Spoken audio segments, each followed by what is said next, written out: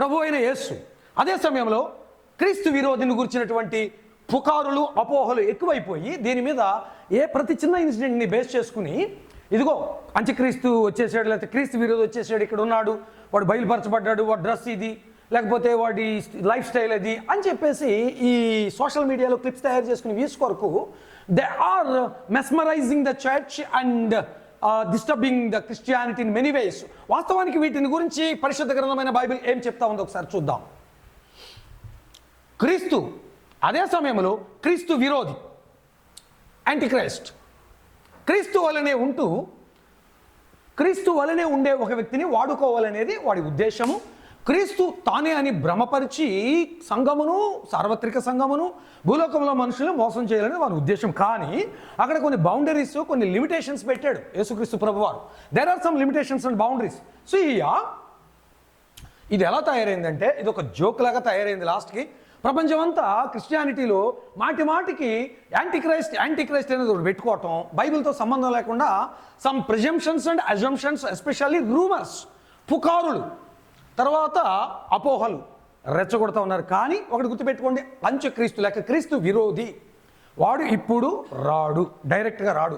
వచ్చిన వాని కార్యము జరిగించడానికి ప్రస్తుతం వాడికి హక్కు లేదు, అనగా ఇండైరెక్ట్గా జరిగించుకోవాల్సిందే, లేకపోతే వేరే విధంగా నేను ఇప్పుడు చెప్పబోయే రీతిలో జరిగించాలి తప్ప స్ట్రైట్ ఫార్వర్డ్గా డైరెక్ట్ అవడానికి ర్యాప్చర్ అయ్యే వరకు, సంఘం ఎత్తబడే వరకు కూడా వాడు కంప్లీట్గా రివీల్డ్ కాదని 2 Thessalonians 2nd చాప్టర్లో చెప్పబడింది. ఇప్పుడు నేను మీకు చెప్పబోతున్నాను, విందాం ఒకసారి.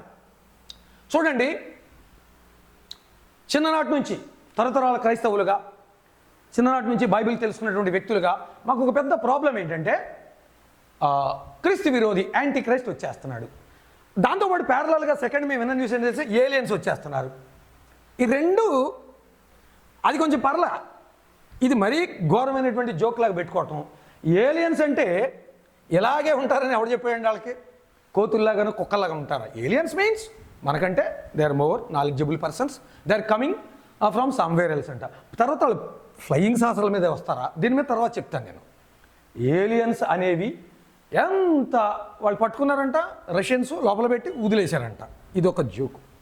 ఇట్లాంటివన్నీ కూడా రూమర్స్ క్రియేట్ చేసుకోవటం, వాటిని వినటం, వాటిని ఎంజాయ్ చేయటం, లేని వాటిని ఉన్నట్టుగా, ఉన్నట్టు వాటిని లేనట్టుగా చూపించడం అనేది it is the default nature of evil one or Satan. At the same time, it is his adamant feature or it is his attribute. సాతాను యొక్క సహజ లక్షణము. మనము ముఖ్యాంశానికి వద్దాం. అసలు క్రీస్తు విరోధి అనబడిన వాడు ఇప్పుడు రావటానికి వీల్లేదు, అది ముఖ్యమైనది. ఒకవేళ వచ్చినా డైరెక్ట్గా వాడు వర్క్ స్టార్ట్ చేయడానికి వాడికి హక్కు లేదు అనేది మీరు దేవుని వాక్యంలోంచి ఒకసారి చదువుకోండి. అది చెప్పి నేను అంశాన్ని బ్రీఫ్గా మీకు వివరిస్తాను. By basing on those bullet points you can learn more subject from the entire Bible. దీన్ని పరిశుద్ధ గ్రంథంలో బైబిల్ ట్రైనింగ్ విషయానికి వచ్చేటప్పటికి సిస్టమేటిక్ థియాలజీ అనే దాంట్లో దీన్ని ఎస్కటాలజీ అంటారు. ఎస్కటాలజీ అనగా సంఘం యొక్క ముగింపు కాలానికి సంబంధించిన, లేకపోతే సంఘం ఎత్తబడుతున్నప్పుడు సందర్భాన్ని మొదలుకొని నిత్యత్వం వరకు జరిగేటువంటి ఎండింగ్ ప్రాసెస్ని ఎస్కటాలజీ అంటారు. ఇది సిస్టమేటిక్ థియాలజీలో. ఇది eschatology plus systematic theology second point అయినటువంటి థియాలజీ ప్రాపర్, ఈ రెండింటి మీద బేస్ అయి ఉంటుంది. బ్రీఫ్గా నేను మీకు చెప్తాను. మీరు ఇది చూడండి ఒకసారి. తెస్సలోనిక పత్రిక 2వ తెస్సలోనిక పత్రిక 2వ అధ్యాయము 7వ వచనం మీరు చూస్తే 6-7 వచనాలు చూడండి. కాగా వాడు తన సొంత కాలమందు బయలుపరచబడవలనని వాడు తన సొంత కాలమందు బయలుపరచబడవలనని వానిని అడ్డగించుచున్నది ఏదో అది మీరు ఎరుగుదురు. ఇంగ్లీష్లో చూస్తారా, ఇది వానిని అడ్డగించుచున్నవారు ఎవరో మీరు ఎరుగుదురు అని ఉంటుంది. ఆయనే పరిశుద్ధాత్మ దేవుడు. ఇది ఊరించి చెప్పేదేం కాదు, ఎందుకంటే మనుషులకు చాలా ఇంపార్టెంట్ అయినా, especially it is very important message to the క్రిస్టియన్డమ్. 7th verse, ధర్మ విరోధ సంబంధమైన మర్మము క్రియ చేయుచున్నది కానీ ఇది వరకు అడ్డగించుచున్నవాడు మధ్యలోంచి తీసివేయబడు వరకే అడ్డగించును. మీరు గమనించారు కదా, ఇప్పటికే పనిచే ధర్మ విరోధ సంబంధమైన మర్మము ఇప్పటికే క్రియ చేయుచున్నది కానీ ఎప్పటికీ, when it was the time of apostles, ప్రభు తిరిగి లేచినప్పటి నుంచే ధర్మ విరోధి ఆత్మ, క్రీస్తు విరోధి ఆత్మ, సాతానాత్మ పనిచేస్తున్నాడు. ఎంతమంది మా చిన్నప్పటి నుంచి ఇప్పటి వరకు చరిత్రలో చూస్తే ఎంతమంది నేను క్రీస్తుని వచ్చి pirated Christ, disguised Christ, Mufti Christ, Mufti అనే మాట అనకూడదు కానీ డిస్గైజ్డ్ లైక్ క్రైస్ట్ అనొచ్చు. Disguised like Christ, veiled like Christ. ఈ ముసుగులన్నీ కూడా క్రీస్తు వలే ఎంత మాస్క్ వేసినా it is not at all possible to be the Christ, not a Christ. They can become a Christ, they can't become the Christ. He is the Nazareth.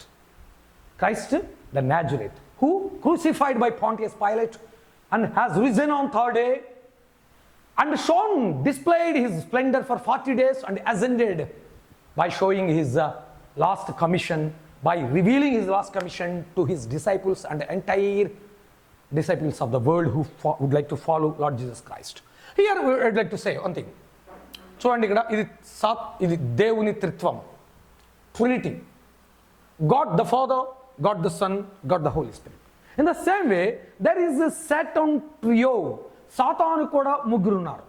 వాళ్ళు ఎవరో చూద్దాం. We can't say సాతానుని త్రిత్వం అని పిలవలేం. 3 విధములుగా క్రియ చేసి, అది చివరి దినాలు ఎస్పెషల్ ఎండ్ టైంలో ఈ ఆది ఘట సర్పం అనబడేవాడు ఏం చేస్తాడు, అవి మనం బ్రీఫ్గా చూసుకుంటూ వెళ్దాం. ఈ తెలుగు మీడియంలో మీకు నేను తెలుగులో వివరించి చెప్తాను. Just try to listen for a while. చూడండి, ధర్మ విరోధి మర్మము అనగా క్రీస్తు విరోధి మర్మము క్రీస్తు పునరుద్ధానుడైన తర్వాత అపోస్తలుల సమయం నుంచే అది ప్రారంభమైంది, కానీ వాడు బయలుపరచబడటానికి వీల్లేదు అనే మాటను నేను మీకు ఇంగ్లీష్లో స్పష్టంగా ఉంటుంది కనుక దీన్ని మీకు చెప్పాలనుకున్నా. ఒకసారి మీరు చూడండి. The coming of the lawless one గురించి నేను చెప్తాను. ఇగో, you know what is restraining him now so that he may be revealed. Satan may be revealed in his own time. Or in his time. కొన్ని వెర్షన్స్లో in his own time ఉంటుంది. అపవాది లేకపోతే క్రీస్తు విరోధి తనకు అపాయింట్ చేసిన దేవుడిచ్చిన టైం వరకు వాడు కంట్రోల్లో ఉండాలి. కానీ ఇప్పుడు పనిచేయట్లేదని కాదు, ఇండైరెక్ట్గా వర్కౌట్ చేస్తున్నాడు. వాడు అప్పుడు డైరెక్ట్ అవుతాడు. For the mystery of lawlessness already at work. ఎప్పుడు పనిచేస్తున్నాడు? అప్పటి నుంచే పనిచేస్తున్నాడు. ఈ పత్రిక రాయబడినప్పటి నుంచే. ఓన్లీ అంతకంటే ముందు కూడా కొంచెం. Only he who now restrains. Who is restraining you? He is restraining. He is Holy Spirit. He is the Holy Spirit. పరిశుద్ధాత్మ దేవుడు restrains. It will do so until he is out of the way. ఆయన మన మధ్యలో నుంచి తీసివేయబడే వరకు పరిశుద్ధాత్మ దేవుడు అడ్డగిస్తాడు. చూశారు కదా, మధ్యలోంచి తీసివేయబడే వరకు అడ్డగిస్తాను ఉంటాడు. రాప్చర్ టైంలో ప్రభువైన యేసు మధ్యాకాశానికి వచ్చినప్పుడు వధువు సంఘంతో కలిసి పరిశుద్ధాత్మ దేవుడు మధ్యాకాశానికి వెళ్ళిపోతాడు. అప్పుడు ఫర్ 7 years 1 week టైం అంటాడు దాన్ని. 3.5 years చరిత్ర వేరు, నెక్స్ట్ 3.5 years చరిత్ర వేరు. అప్పటి వరకు క్రీస్తు విరోధి డైరెక్ట్గా వర్క్ చేయడు. రాడు, వచ్చినా తన వర్క్ స్టార్ట్ చేయడానికి వీల్లేదని 2వ తెస్సలోనికీ పత్రిక 2వ అధ్యాయం స్పష్టంగా చెప్తుంటే, ఇంకా ఎన్ని రకాలుగా జనాల్ని వీళ్ళు మోసం చేస్తారు, ఈ డూప్లికేట్ న్యూస్లు ఎందుకు క్రియేట్ చేస్తారంటే, ఇదైతే బాగా స్టిమ్యులేటింగ్గా ఉంటుంది. హాట్ కేక్ లాగా వ్యూస్ వస్తాయి, అకౌంట్లో కొంత డబ్బులు పడతాయి. అది తప్పు కానీ, దానివల్ల నష్టం రాని, అది ఏమన్నా పోని. No, we shouldn't do in that way. Christian leadership or Christian preaching is the most responsible activity, should be done with cautiousness, especially with the fear of our Lord Jesus Christ. క్రీస్తు యేసును గూర్చిన భయముతో కూడి బాధ్యత కలిగి చేయాల్సిన పనిది తప్ప views కొరకు ఉన్నది లేనట్టు లేనిది ఉన్నట్టు చూపిస్తే మనల్ని ఎవరు వ్యూ చేయడానికి మనం ఉండం. ఇంకా అది గుర్తుపెట్టుకోండి, ఎవరికి కనపడటానికి మనం మిగలం. అట్లా చాలామంది ఆటలాడుకుని కాలగర్భంలో గడిచిపోయారు. Bible కాలేజీలతో ఆటలాడి, doctrinal యాక్టివిటీస్తో ఆటలాడి. తెలుసు కదా, ఒక ఆయన 3.5 సంవత్సరాల సంఘం కిందే ఉండాలని చెప్పేసి ఒక తప్పుడు బోధన క్రియేట్ చేశాడు. దాన్ని సమర్థించుకోవడానికి యుగాంతం అనే బుక్ రాశాడు. మళ్ళీ దాని కొరకు ఇంకోటి చేశాడు. లాస్ట్గా తర్వాత సిలువు బొట్టు అన్నాడు. ఆ తర్వాత నేను మగవాడిని కదా, నేను సైలెంట్గా ఎందుకుంటాను, నేను అన్నీ చేస్తాను అన్నాడు. ఇవన్నీ దెయ్యాలని ఎందుకు పడుతున్నాయి వీళ్ళకంటే, వీళ్ళకి ఒక ధైర్యం ఏంటంటే, సాతాను ఇచ్చే ధైర్యం ఏంటంటే, నాకు ఇష్టం వచ్చింది చెప్పొచ్చు, దాన్ని సమర్థించుకోవడానికి ఇంకోటి చేయొచ్చు, మళ్ళీ దాన్ని సమర్థించుకోవడం ఇంకోటి చేయొచ్చు. I can do anything. ఇవి మన దగ్గర పనిచేస్తాయి, దేవుని దగ్గర పనికిరావు. లాస్ట్కి పిచ్చోళ్ళు అయిపోయి రోడ్డును పడాల్సి ఉంటుంది. తోచిందల్లా చేయకూడదు. మన పుర్రెలో పుట్టిన ప్రతిదీ టీచ్ చేయకూడదని గుర్తుపెట్టుకోండి. అర్థమైంది కదా? ఆ దినాలలో 7 సంవత్సరాల శ్రమల చివరి దినాలలో దుర్నీతిని పుట్టించే సమస్త మోసముతోనూ వాడు నశించుచున్న వారిలో సాతాను కనపరచు బలమును అనుసరించి వాడు సమస్తమైనటువంటి దుర్బోధలతోనూ డూప్లికేట్ మిరకల్స్తో వస్తాడు. అది ఇక్కడ ఉంది కదా, ఇదిగో ఇక్కడ చూడండి. అబద్ధముతో వారి రాక లేకపోతే వాణి రాక రెండు ఉంటుంది. ఇద్దరు వస్తారండి. ఎవరు ఇద్దరు వస్తారంటే అది నేను చెప్తాను. వాని రాక అబద్ధ విషయమైన నానా విధమైన విషయమైన ఆ మహత్కార్యములతోనూ బలము నానా విధమైన సూచక క్రియలతోనూ నశించుచున్న వారిలో దుర్నీతిని పుట్టించు సమస్తమైన మోసముతోనూ ఉంటుంది. దీన్ని ఇంగ్లీష్లో ఏమన్నా అంటే all sorts of false miracles అన్నాడు. Counterfeit miracles. చూడండి, కింగ్ జేమ్స్ వెర్షన్లో దీన్ని కౌంటర్ఫిట్ మెరికల్స్ అంటాడు. కౌంటర్ఫిట్ మెరికల్స్ అంటాడు. ఇదిగోండి, as the coming of the lawless one ఎట్లా ఉంటుందంటే అది with false signs and wonders. అర్థమైంది కదా? The coming of the lawless one is by the activity of Satan's with all power and false signs and wonders. He will perform many false wonders and signs. అబద్ధ విషయమైన నానా విధమైన సూచక క్రియలు మహత్కార్యములు చేసి ప్రపంచమంతా ఒక చోటకి చేర్చి 3.5 సంవత్సరాలు కష్టపడతాడు వాడు. ఇది 7 years ట్రిబ్యులేషన్ పీరియడ్లో అర్ధవారము వరకు కనిపెట్టుకుని ఉండమంటాడు. ప్రకటన గ్రంథంలో ఉంది, అది దానియేలు గ్రంథంలో ఉంది. అది ఆ సబ్జెక్ట్ నేను వేరేసారి చెప్తాను. అది 70 వారాల ప్రవచనంలో ఉన్నటువంటి మాట. దీని మీద నేను ఒక ఎపిసోడ్ చేశాను. Daniel 9:24 is key verse of the Bible అని. దానియేలు 9:24ని బైబిల్ గ్రంథానికి తాళపు చెవి అంటారు. అది చెప్పినప్పుడు చెప్పాను, మీరు చూడండి యూట్యూబ్లో the key verse of the Bible అని ఒక ఎపిసోడ్ని 1 hour చేశాను. దాంట్లో లెక్కలు, డేట్స్, వివరాలు, మెజర్మెంట్స్ మొత్తం చార్ట్లు ఇచ్చేసి స్క్రీన్ షాట్ కొట్టాను. మీరు క్లియర్గా తీసుకోవచ్చు అట్లా. ఇక్కడ నేను సబ్జెక్ట్లోకి వస్తున్నాను, జాగ్రత్తగా వినండి. ఇట్లాంటివి అదిగో క్రీస్తు వచ్చేసాడు, అంత్యక్రీస్తు వచ్చేసాడు, ఎర్రబట్టలు వేసుకున్నాడు, నేనే దేవుణ్ణి అన్నాడు, ఇక రేపే దేవుని రాకడా, హూ టోల్డ్ దెమ్, ఎవరు చెప్పారు వీళ్ళకి? అట్లా జరగటానికి వీలు లేదు అని 2వ తెస్సలోనికీ పత్రిక 2వ అధ్యాయం స్పష్టంగా చెప్పింది. ఆ తర్వాత నేను చెప్పేది ఏంటంటే సాటన్ ట్రయో గురించి చెప్తానన్నా కదా. సాతాను త్రిత్వమ అంటానికి వీల్లేదు. సాతానుకు సంబంధించిన ముగ్గురు ఎవరనే చెప్తాను వినండి.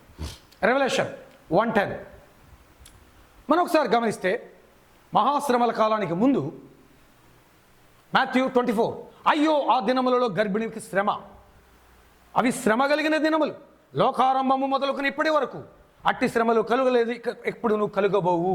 Matthew 24:21 Since the beginning of the creation there were no such tribulations and such kind of tribulation will never be or will never happen. అటువంటి మహాశ్రమలు ఇది వరకు కలగలేదు, ఇక మీద అన్నాడు కలుగబోవు. Such kind of the darkest period is that 7 years tribulation. ఆ 7 సంవత్సరాల మహాశ్రమలు అనేవి అటువంటి భయంకరమైన శ్రమ కలిగిన దినాలు. ప్రభువే అయ్యో అన్నాడంటే మీరు ఇక్కడ చూశారు కదా, అయ్యో ఆ దినములు, ఓ అని ఒక దాంట్లో, అలాస్ ఏఎల్ఎస్ అలాస్ అని ఒక దాంట్లో ప్రభు అయిన యేసుక్రీస్తు వాడాడు. ఆయనే ఆ శ్రమల గురించి అలా చెప్పాడంటే ఇక అటువంటి శ్రమలు అన్నడు చూడబోము. ఇప్పుడు కృపాయుగం యొక్క చివరి దినాల్లో మనం ఉన్నాము. అనగా దానియేలు 9:24 చెప్పినటువంటి 69 వారములకు 71 వారములకు మధ్యలో గ్యాప్లో ఉన్నాం మనం. ఇది సంఘకాలము. ఈ గ్యాప్లో ఇజ్రాయేలులకు కన్నులు మూయబడి సంఘమునకు కన్నులు తెరవబడే సమయం. ఇజ్రాయేలీలు మూయబడటం ఏంటంటే అందరికి కాదు, అన్వేషకులు మాత్రమే వాళ్ళ రక్షణ పొందుతారు. కానీ ఇప్పుడు మనకి విపరీతంగా కూడా కృపాయుగములు అన్ని విధాలుగా కృప అందుబాటులోకి వచ్చింది రక్షణ పొందటానికి. 7 years ట్రిబ్యులేషన్ స్టార్ట్ అయ్యేటప్పటికి ఏమవుతుందంటే సంఘమునకు అవకాశం క్లోజ్ అయ్యి, అంటే సెకండ్ ఆప్షన్ ఇచ్చి ఫస్ట్ ఆప్షన్ యూదులకు ఇజ్రాయేలీలకు ఇవ్వబడద్ది. దాని మీద లెక్కింపజాలని మహాసమూహం కూడా అప్పుడు ఎలా రక్షణ పొందుతారో, ఎందుకు పొందుతారో దాన్ని కూడా ఒక ఎపిసోడ్ మనం చేద్దాం. రిమైండ్ ఇట్ టు మీ, గుర్తు చేయండి. రెవల్యూషన్ వచ్చాం కదా, పెద్ద సంఖ్యలను చేతపట్టుకుని తాళపు చెవి గల ఒక దేవదూత రావటం జరిగింది. 1000 ఏండ్లు గడిచే వరకు ఆ ఆది ఘట సర్పాన్ని సాతాను అనబడిన వాడిని మూత వేయటం జరిగింది. అయితే ఈ మూత వేయబడినప్పుడు ఏం జరుగుద్ది అనేది నేను మీకు ఒకసారి చెప్తాను. సాటన్ ట్రయో గురించి మీకు చెప్పాలి కదా. ఈ సాటన్ ట్రయో గురించి చెప్తున్నప్పుడు ఇదిగో వాడిని ఎవరు అగ్నిగంధకములతో మండుగుండములో ఎవరు పారవేశారు? ఒకసారి ఈ వెర్సలోకి రండి. Yes, okay, Revelation 12:9.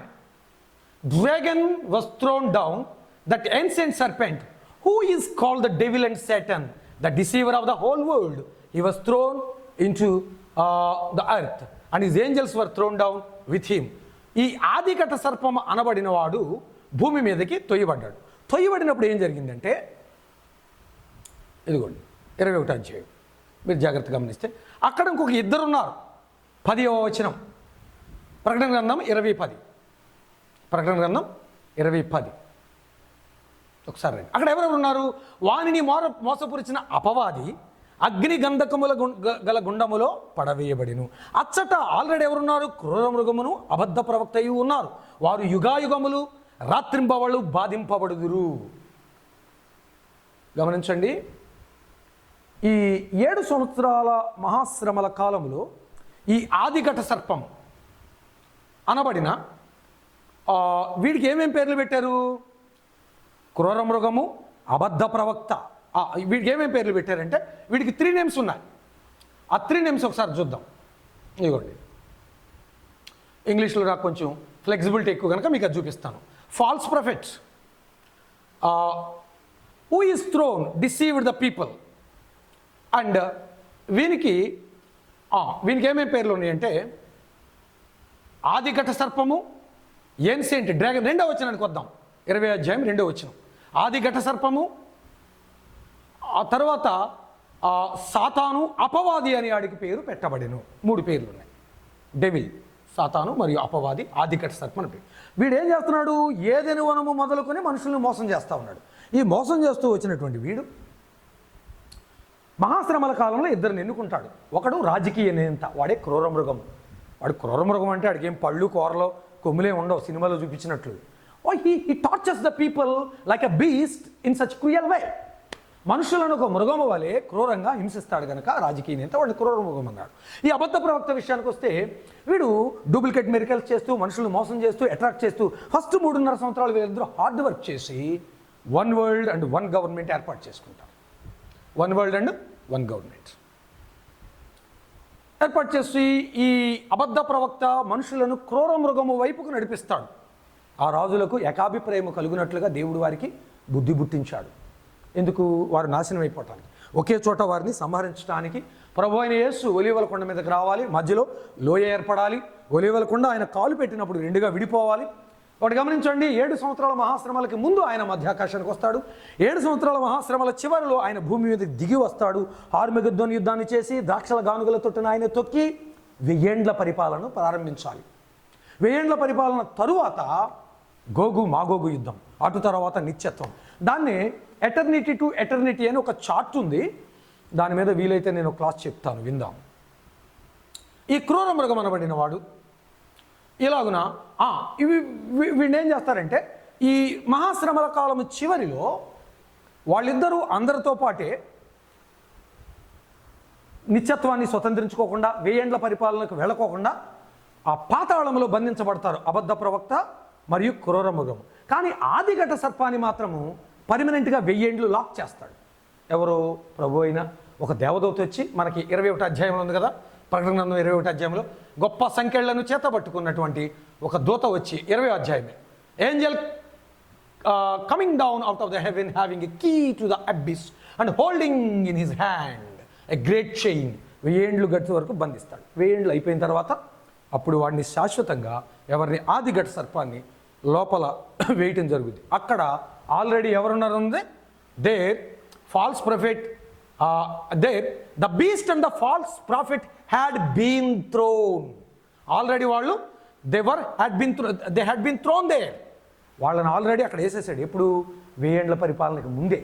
వీడిని కొంతకాలం ఆల్రెడీ విప్పిన మరలా తీసుకెళ్ళి ఈ మహాఘట సర్పము, ఆదిఘట సర్పము, అపవాది సాతాను అనబడిన వాడిని 1000 ఏండ్ల పరిపాలన తర్వాత వాడిని కూడా బంధిస్తాడు. వీళ్ళ ముగ్గురు అక్కడ ఉంటారు.